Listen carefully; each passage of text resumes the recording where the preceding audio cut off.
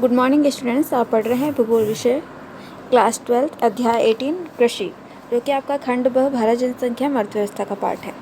हमने कृषि की फसलों के बारे में हमने पढ़ना स्टार्ट किया था। कृषि के जितने भी प्रकार रहते हैं उनके बारे में हम पढ़ चुके थे। और गेहूँ और जो चावल था आपका, गेहूँ और चावल की कृषि के विषय में भी हम काफ़ी हद तक पढ़ चुके थे।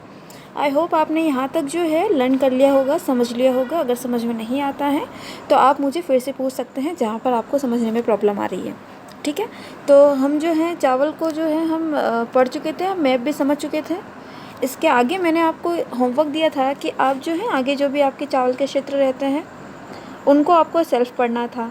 ठीक है, तो ये जो आगे का जो बिहार, तमिलनाडु, छत्तीसगढ़, मध्य प्रदेश, उड़ीसा, राजस्थान, महाराष्ट्र, ये जो रहते हैं चावल उत्पादन के क्षेत्र रहते हैं। ठीक है, मैंने आपको एक बार ही मैप में बताया था बनाना, जब हम कोयला पढ़ रहे थे और मैं कोयले के क्षेत्र जब मैं आपको समझा रही थी, तब मैंने आपको बताया था कि आप जब ये मैप बनाते हो, इंडिया का मैप बनाते हो, और आपको अगर क्षेत्र याद नहीं होते हैं तो आपको क्या करना है। जैसे कि ये चावल उत्पादन क्षेत्र है, तो चावल उत्पादन क्षेत्र में अगर पश्चिम बंगाल बताना है, आंध्र प्रदेश बताना है, मध्य प्रदेश, ये अगर सारा जो क्षेत्र आपको बताना है तो आप क्या करो, पॉइंट लगाओ, उसका क्षेत्र का लिखो कि जैसे कि ये क्षेत्र है, यूपी वाला क्षेत्र है, यूपी में कौन कौन से हैं वो कोष्टक में लिख दो। जो भी इंपॉर्टेंट नाम रहते हैं जो आपको आसानी से लर्न हो सकते हैं, मिनिमम 3 से 4 जो होते हैं उनके जिलों के नाम स्टेट के, वो आप कोष्टक में लिख लो, ताकि आपको डायरेक्टली सिर्फ आपको क्या करना पड़ेगा, वो मैप देखोगे आप, और मैप देखते ही आपको डायरेक्टली एक मैप में जो सारा दिख जाएगा, उसके स्टेट के नाम और जिलों के नाम। और हर बारी आपको वापस बुक नहीं निकालनी पड़ेगी, आपका एक नोट्स मटेरियल जो होगा वो तैयार हो चुका होगा। या तो आप अपनी नोटबुक में बना लें, और या फिर आप अगर अपनी अलग से अगर अपने नोट्स बना रहे हो, नोटबुक के अलावा अगर आप कोई नोट्स बना रहे हो, सेल्फ नोट्स, तो उसमें भी ये बना के रख सकते हैं, ताकि आपको जब भी मैप्स लर्न करने होंगे सारी एक मैप की बुक में, मैप की जो आपके नोट्स की जो मैप रहेगी, तो उसमें आपको सिर्फ एक देख के ही आपको लर्न हो जाएगा। फिर जैसे कि अगर इसका प्रथम स्थान है तो इसके आगे स्टेट के आगे 1 लगा दो, इसका स्टेट का सेकंड नंबर है तो सेकंड लगा लो। ऐसे भी आप ये मैप बना सकते हैं। वैसे तो ये बना हुआ है ही है, ये आपको सिर्फ इंगित कर रहा है। ये आपका वर्णात्मक, ये एक वर्ण के द्वारा इस प्रकार से बनाया हुआ है। अगर आपको लर्न करना है तो लर्न करने के लिए आप कैसे मैप बनाओगे, स्टेट का नाम लिखोगे, स्टेट के अंदर जो जिले हैं वो लिख लोगे। ठीक है, तो इससे आपको याद करने में आसानी रहेगी। ठीक है, तो यहाँ तक आपके हो गया था कौन कौन सा क्षेत्र रहता है आपके चावल में। बिहार, तमिलनाडु, छत्तीसगढ़, मध्य प्रदेश, उड़ीसा, राजस्थान और महाराष्ट्र। ठीक है, आज का जो हमारा टॉपिक रहेगा वह रहेगा कपास। ठीक है, तो सबसे पहले कपास के बारे में हम पढ़ना स्टार्ट करेंगे। कपास का जन्म स्थान भारत देश है।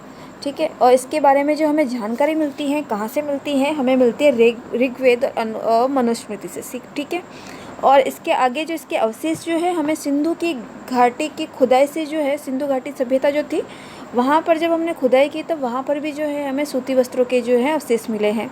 ठीक है, सभ्यता के विषय में तो सभी जानते हैं। अब अपने हिस्ट्री की बुक्स में पढ़ चुके होंगे, जो पिछली क्लासों में जो आपने पढ़ रखा होगा, जो भी आपकी सभ्यताएं रहती हैं। ठीक है, तो इसका मतलब क्या हुआ कि इतने पुराने टाइम पीरियड से कपास का उत्पादन होता आ रहा है। ठीक है, सिंधु घाटी सभ्यता के समय से। ठीक है, इसके आगे देखिए 5000 से 8000 वर्ष पूर्व सूती वस्त्रों का प्रयोग होता था। उस समय इतने टाइम पीरियड के पूर्व भी सूती वस्त्रों का प्रयोग होता आ रहा है। ठीक है, जो यूनानी विद्वान थे आपके हेरोडोटस और मार्को पोलो, कौन थे आपके हेरोडोटस और मार्को पोलो के स्मरणों व आलेखों में भी आपको भारत में कपास का पहले उत्पादन होता था उसके बारे में जानकारी मिलती है। किनसे मिलती हैं? हेरोडोटस और मार्को पोलो से। ठीक है, इसके आगे देखिए भारत से विश्व का कितना परसेंट, 12% कपास प्राप्त करता है। पूरा जो वर्ल्ड है, पूरा जो विश्व स्तर पर सिर्फ ओनली एक भारत देश ऐसा है जो कपास का कितना परसेंट, 12% भाग कपास का कौन उत्पादन करता है, ये कहाँ से प्राप्त होता है? भारत से प्राप्त होता है। ठीक है, इसके आगे देखिए कपास एक झाड़ीनुमा पौधा होता है, और इसकी ये कितना बढ़ता है, 5 से 2 मीटर तक ये बढ़ता है। इसमें जो होती है डोडियाँ लगी हुई होती है। अब देखो आप सभी स्टूडेंट्स का तो मैं नहीं कह सकती, लेकिन बहुत से ज़्यादा स्टूडेंट्स होंगे जिनको कपास के विषय में जानकारी होगी, और बहुत से स्टूडेंट्स ने कपास का जो है पौधा भी देखा होगा।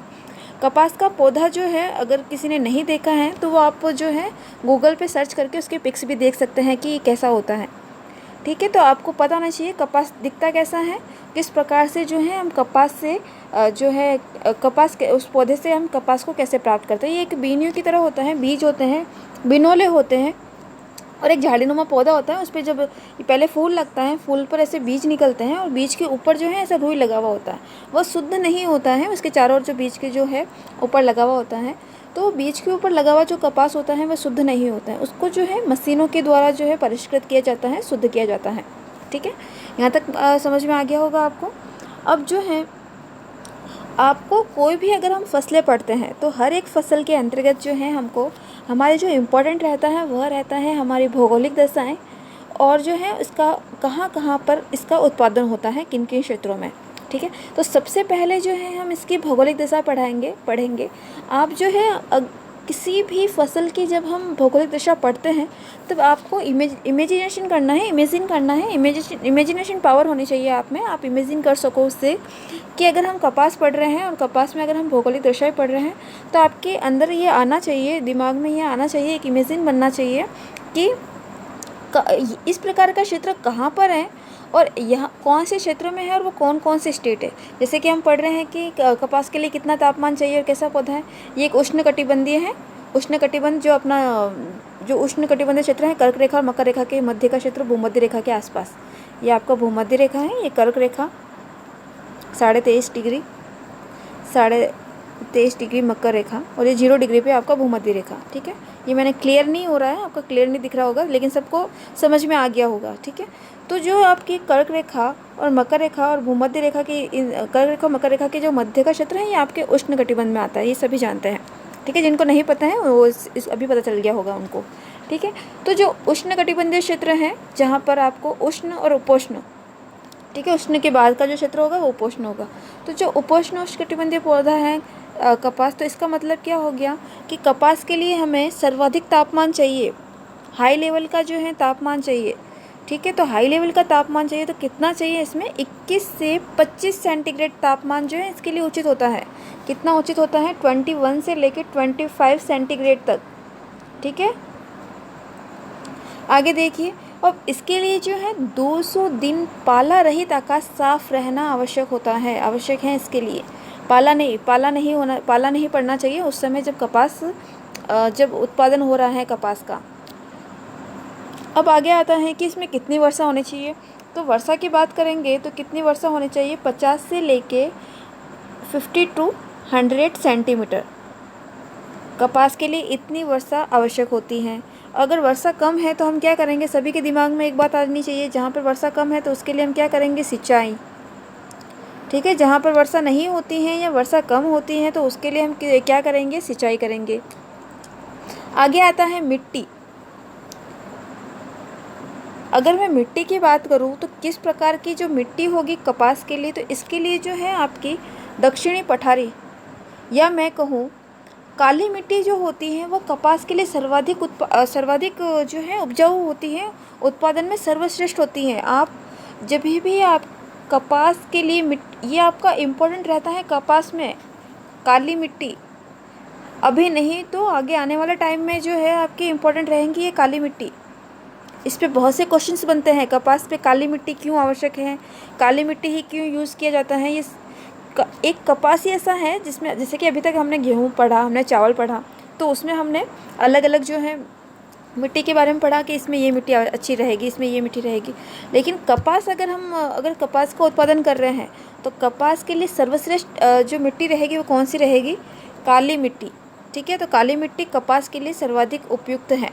अब इस काली मिट्टी को रेगुर मिट्टी भी कहा जाता है। क्या कहा जाता है, काली मिट्टी को रेगुर मिट्टी भी कहा जाता है।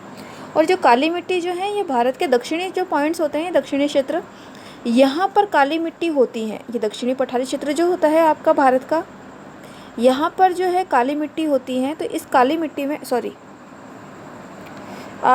हाँ ठीक है, यहाँ पर पठारी क्षेत्र में, हाँ ठीक है, तो इस पठारी क्षेत्र में काली मिट्टी होती है। तो ये वाला क्षेत्र जब यहाँ पे काली मिट्टी होगी तो जाहिर सी बात है इस क्षेत्र में कपास का उत्पादन भी क्या होगा, अधिक होगा। ठीक है, क्योंकि जो स्थान, जो स्टेट, जो क्षेत्र इन भौगोलिक आवश्यकताओं की जो पूर्ति करेगा तो जाहिर सी बात है वो उस कृषि के लिए सही रहेगा वह स्थान। ठीक है, तो जहाँ पर मिट्टी मिल रही है, जहाँ पर ऐसी वर्षा हो रही है, जहाँ पर ऐसा तापमान भी मिल रहा है, तो जाहिर सी बात है वहाँ पर कपास का उत्पादन होगा। अगर आप भौगोलिक दशा अच्छे से समझ लेते हैं तब आपको जो है, जो उत्पादन के क्षेत्र हैं कपास के या कोई और चावल गेहूँ जो भी हम आगे और पढ़ने वाले हैं, तो उनमें आपको जो है अलग अलग जो भी स्टेट रहते हैं उनको आपको याद करने में इतना डिफ़िकल्ट नहीं होगा। अगर आपको भौगोलिक दशाएं जो हैं वह याद हो जाती हैं, अगर ये भौगोलिक दशा याद हो गई तो ऑटोमेटिकली आपको सारे स्टेट भी जो हैं याद हो जाएंगे। ठीक है, आगे आपको जो है वो दे रखा है आपका उत्पादन। 60% उत्पादन 4 राज्यों में होता है, गुजरात, महाराष्ट्र, आंध्र प्रदेश, तेलंगाना। अब मैं आपको एक बताना चाहूँगी एक बात कि मैंने आपको जो 4 क्षेत्र बताए हैं, गुजरात, महाराष्ट्र, आंध्र प्रदेश, तेलंगाना, ये वे क्षेत्र हैं जहाँ पर काली मिट्टी होती है, और ये वह भी क्षेत्र हैं जो कर्क रेखा के पास के क्षेत्र हैं। दक्षिणी क्षेत्र आपको सभी पता है कि इन क्षेत्रों में तापमान अधिक रहता है, सभी जानते हैं इसके विषय में। ठीक है, तो 2 चीज़ें भौगोलिक दशाओं को ये जो है पालन कर रहे हैं, तो वहाँ पर इसका उत्पादन भी हो रहा है। अधिकांश 60% उत्पादन इन क्षेत्रों में हो रहा है। ठीक है, और जो गुजरात है वह कपास के उत्पादन में कौन सा स्थान रखता है, प्रथम स्थान रखता है। कौन? गुजरात। 70% कपास होता है यहाँ पर। बड़ोदरा, अहमदाबाद, सूरत, भंडोज, साबरमती, पंचमहल, ये ज़िले हैं गुजरात के। अगला आता है दूसरे स्थान पर, क्या आता है? महाराष्ट्र। यहाँ पर लंबे रेशे वाले कपास होता है। यह क्यों होता है? जैसा कि मैंने कहा कि वो क्षेत्र वही होंगे जहाँ पर ये भौगोलिक दशाएं की पूर्ति होती है। महाराष्ट्र में हो रहा है क्योंकि यहाँ पर लावायुक्त तो क्या है, काली मिट्टी है। गुजरात में हो रहा है, गुजरात में भी काली मिट्टी है। ठीक है, अब महाराष्ट्र के क्षेत्र दे रखे हैं नागपुर, अकोला, अमरावती, वर्धा, नौदैंड, जलगांव, बुलढाना। ठीक है, अगला आता है आपका आंध्र प्रदेश, तीसरा स्थान रखता है। 13.9% यहाँ पर उत्पादन होता है। यहाँ पर कपास जो है, यहाँ की कृष्णा नदी है, वहाँ इसकी घाटी में होता है। कौन कौन से क्षेत्र हैं? गंतूर, अवंतपुर, कर्नूल, कृष्णा, इसके प्रमुख उत्पादन है। अगला आता है आपका पंजाब, जहाँ पर वर्षा के उत्पादन क्षेत्र, उत्पादन में तेजी में वृद्धि हुई है क्योंकि यहाँ पर सिंचाई वाला है। पंजाब हरियाणा वाला क्षेत्र सिंचाई वाला है, सभी को पता है। इंदिरा गांधी नहर है, चंबल माही परियोजनाएं हैं, ये सारी जो परियोजनाएं सिंचाई, ये पंजाब हरियाणा वाले क्षेत्र में हो रहा है। तो यहाँ पर ज़्यादातर जो भी कृषि पढ़ेंगे हम, तो यहाँ पर कृषि उत्पादन में वृद्धि का कारण है वहाँ की सिंचाई। ठीक है, यहाँ तक समझ में आया आपको? आगे देखिए, पंजाब में सर्वाधिक हो रहा है, उत्पादन हो रहा है सिंचाई की सुविधा के कारण। ठीक है, सिंचाई में हमने पढ़ा है कौन कहाँ पे कौन कौन से सिंचाई के क्षेत्र हैं। ठीक है, यहाँ क्षेत्र दे रखे हैं फिरोजपुर, भटिंडा, लुधियाना, अमृतसर, संगरूर, ये यहाँ के मुख्य उत्पादक क्षेत्र हैं। अगला आता है हरियाणा, जैसा कि मैंने कहा पंजाब हरियाणा वो क्षेत्र है जहाँ पर सिंचाई होता है।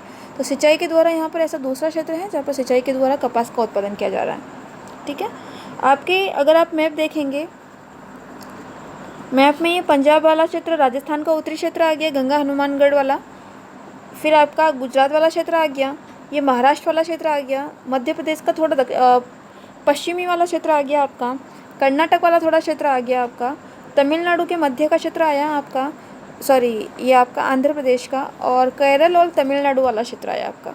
ठीक है, तो इस प्रकार से जो है हमने कपास के उत्पादन क्षेत्र मैंने आपको बताया। इसके आगे कुछ और दे रखे हैं। राजस्थान आ गया आपका,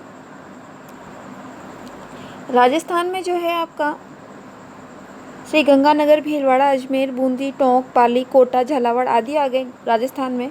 तमिलनाडु में भी उच्च गुणवत्ता वाला जो है कपास होता है, इसके क्षेत्र हैं मदुरई, कोयम्बटूर, तिरुचिरापल्ली, सलेम, तंजावुर, ये प्रमुख जिले हैं। फिर आता है आपका कर्नाटक, जिससे यहाँ पर जो है काली मिट्टी को सलहटी भी कहते हैं, ये काली मिट्टी का अन्य नाम है। आप काली मिट्टी को थोड़ा ये अंडरलाइन कर लेना, रेगुर मिट्टी भी बोलते हैं इसको और सलहटी भी बोलते हैं। जब हम मिट्टियाँ पढ़ेंगे, अगर आपके टॉपिक है मिट्टियाँ, तो मिट्टियों में जो है या काली मिट्टी आपका इंपॉर्टेंट रहता है, जैसे कि मैंने आपको बताया। तो काली मिट्टी के अभी बाद में भी आपको लर्न नहीं करना पड़ेगा जब हम मिट्टियाँ पढ़ेंगे। तो काली मिट्टी को जो है सलहटी भी बोलते हैं, रेगुर भी बोलते हैं। ठीक है, ये इसके क्षेत्र दे रखे हैं काली मिट्टी के, कर्नाटक में क्षेत्र और अन्य उत्पादन क्षेत्र हैं आपके काली मिट्टी के। ठीक है, अब यहाँ पर जो है कपास पर जो है अभी वैज्ञानिक जो रिसर्च हुई है, तो इस पे जो है बीटी कॉटन, जो एक नया फसल जो है उत्पादन किया गया है रिसर्च के द्वारा, बीटी कॉटन कपास। ठीक है, इसके बारे में बताया गया है।